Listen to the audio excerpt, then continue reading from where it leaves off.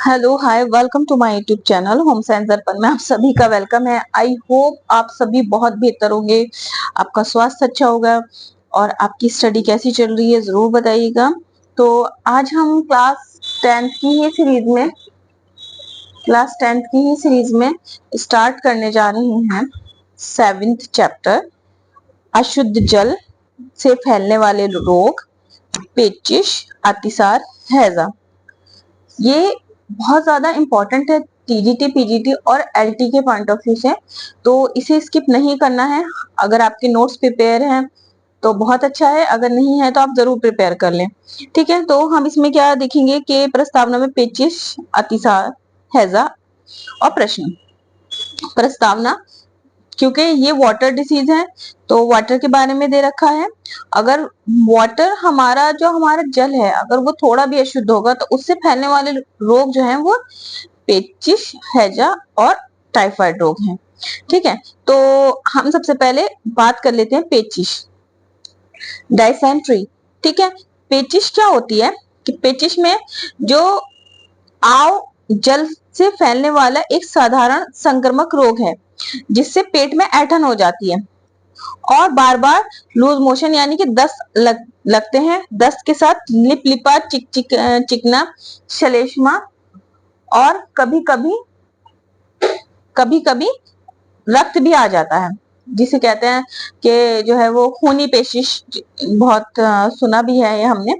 तो इस तरह से तो पेचिश के अगर हम प्रकार देखें तो वो दो तरह की होती है।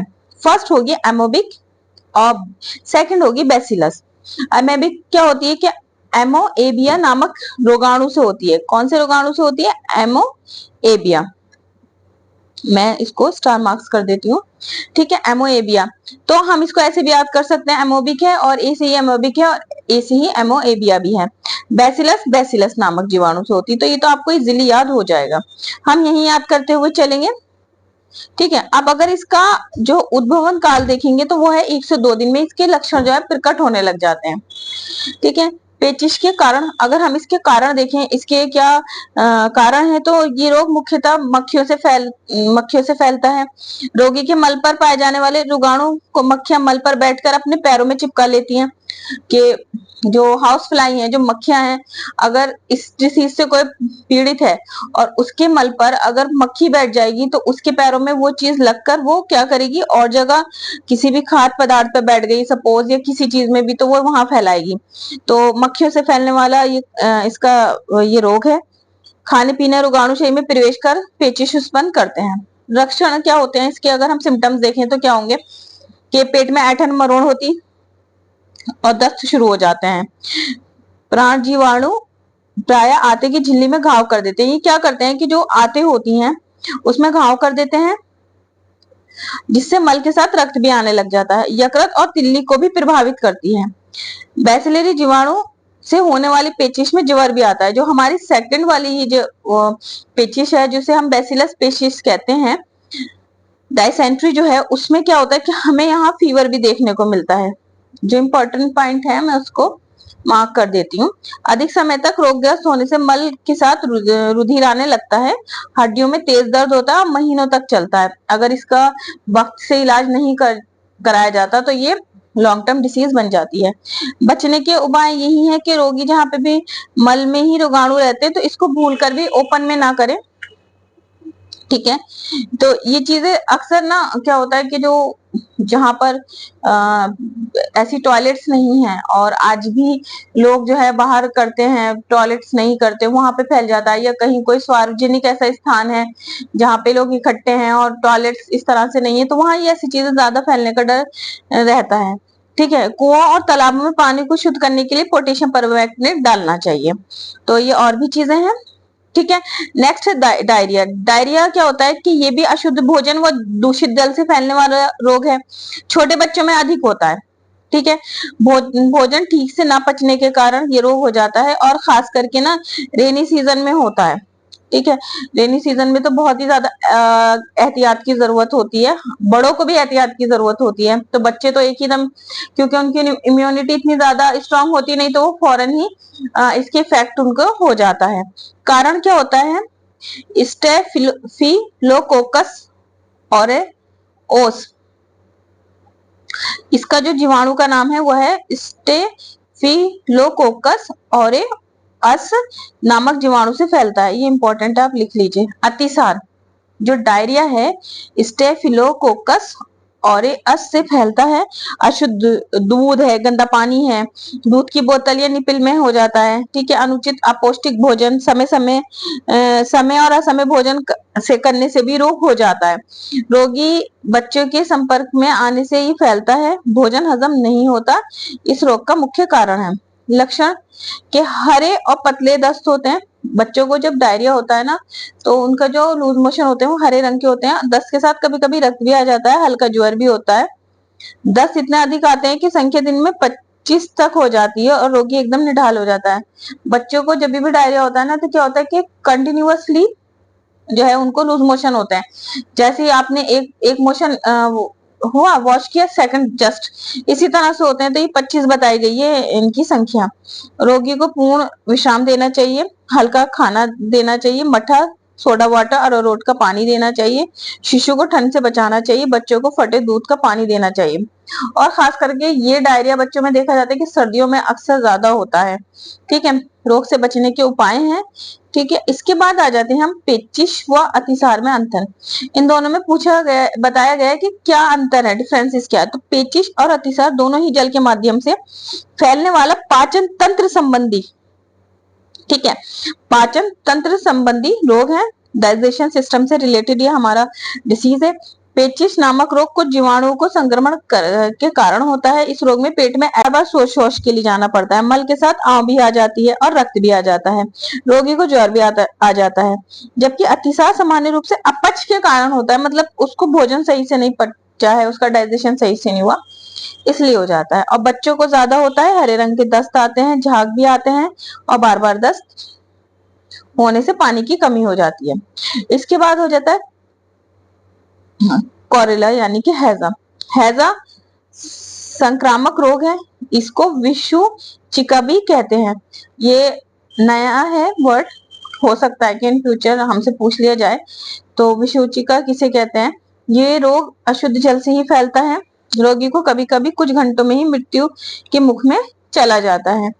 प्रतिवर्ष हजारों व्यक्ति मृत्यु के मुख में चले जाते हैं। ठीक है। हैजा प्राय गर्मियों वर्षा में और जून जुलाई और अगस्त में फैलता है। हैजा प्राय बड़े बड़े मेले के अवसर, युद्ध के बाद युद्धग्रस्त क्षेत्रों में भयंकर फैलता है। यही कारण के भारत में हैजा असम तथा गंगा डेल्टा आदि के प्रदेशों में ज्यादा फैलता है। और देखिए इसका ना ये कॉमे जैसा होता है, जो इसका बैक्टीरिया होता है। तो हैजा कॉमा बेसिलस नामक रोगाणु द्वारा फैलता है। विब्रियो कॉलरा से होता है और कॉमा के आकार का होता है। कॉमा बेसिलस नाम से प्रसिद्ध है। जीवाणु पानी में बढ़ते हैं और अधिक गर्मी और सर्दी सहन नहीं कर पाते। मक्खियां रोगी के मल और उल्टियों पर बैठकर इन रोगाणु को पानी और भोजन के माध्यम से इसको और भी फैलाती हैं और दूषित जल ग्रहण करने से या दूषित भोजन ग्रहण करने से ये रोग होता है। ठीक है। या संक्रामित कोई रोगी है, उसके बर्तन में किसी ने खा लिया, उसको यूज कर लिया, तो ये होता है। गंदा वातावरण भारी भोजन के रोग उत्पन्न करते हैं। अब इसके लक्षण देख लेते हैं। तो रोग में दस्त व वमन खूब होते हैं, यानी कि जब हैजा होता है तो हमें मोशन भी देखने को मिलेंगे और हमें देखने को मिलते हैं कि वॉमिटिंग भी होती है, यानी कि दस्त भी होंगे, वमन भी होंगे। किंतु ज्वर साधारण नहीं होता। दस्त पानी जैसे पतले और सफेद होते हैं। देखिए वहां हरे होते हैं और यहाँ पतले और सफेद होते हैं। इनका रूप चावल मान जैसा होता है। रोगी को प्यास बहुत लगती है। हैजा का प्रकोप 1 दिन से 3 दिन तक चलता है। कभी कभी एकदम इतना तीव्र हो जाता है कि 24 घंटे के अंदर ही अगर ये ज्यादा सीवियर होगा तो मनुष्य मर जाता है। इसलिए तनिक भी अंदेशा होते ही तुरंत चिकित्सक को दिखाना चाहिए। ये कुछ इंपॉर्टेंट बातें हैं कि हमें अपना जो फूड है वो किस तरह से रखना है ताकि मक्खी ना आ जाए। ठीक है। इसके बाद से इस पे कुछ रोग से बचने के उपाय भी दिए हुए हैं। ये है कि जैसे यहाँ पे दे रखा है कि वमन और दस्त इधर उधर न फेंके, रोगाणु नाशक करके जलाना आवश्यक है। इसके लिए आप क्या यूज कर सकते हैं? हम इससे यूज करेंगे कार्बोलिक एसिड, फेमेलिन और अन्य रोगाणु नाशक विलय। और कुएं में पोटेशियम परमैंगनेट डलवाना चाहिए।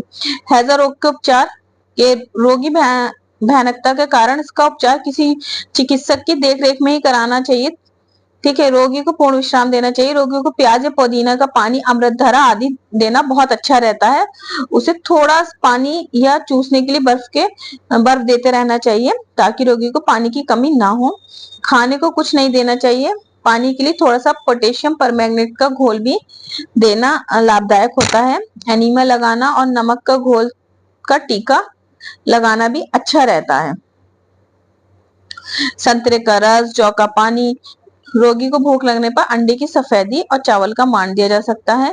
गाय का दूध का दही, हल्का दूध, उबली हुई सब्जियां देनी है। तो ओवरऑल हमें इसमें कुछ भी ठोस नहीं देना है, सिर्फ लिक्विड देना है। जो जैसे प्याज है, पुदीना है, अमृतधारा है, संतरे का रस है, जौ का पानी है, और दूध की रिप्लेस पे हमें उसका जो है दही दे सकते हैं, या इस तरह की हमें लिक्विड चीजें देनी है। ठीक है, ये पिक्चर्स है। तो ये हमारा हो गया है चैप्टर फिनिश। तो जल द्वारा फैलने वाले रोग हमने डिस्कस कर लिए, पेचिश के प्रकार हमने डिस्कस कर लिए हैं। एमीबिक नामक जीवाणु से होता है, ठीक है, और बैसिलस बैसिलस से होता है।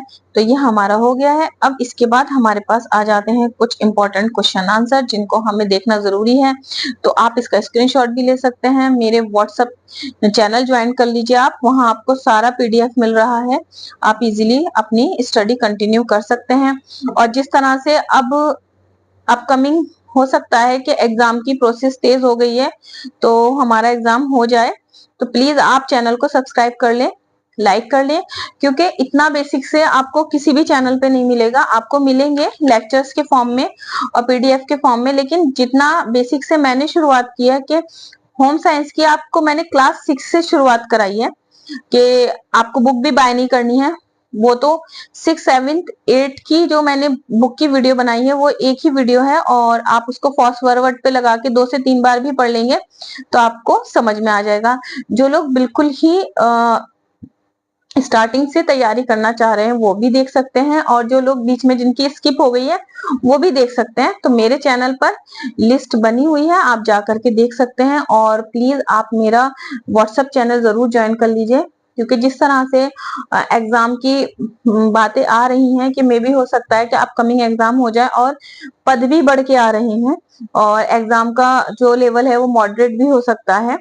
तो प्लीज आप मेरे चैनल को लाइक जरूर कर लें, सब्सक्राइब कर लें, और आपको किस टॉपिक पर वीडियो चाहिए जरूर बताइएगा। Thank you so much for watching video.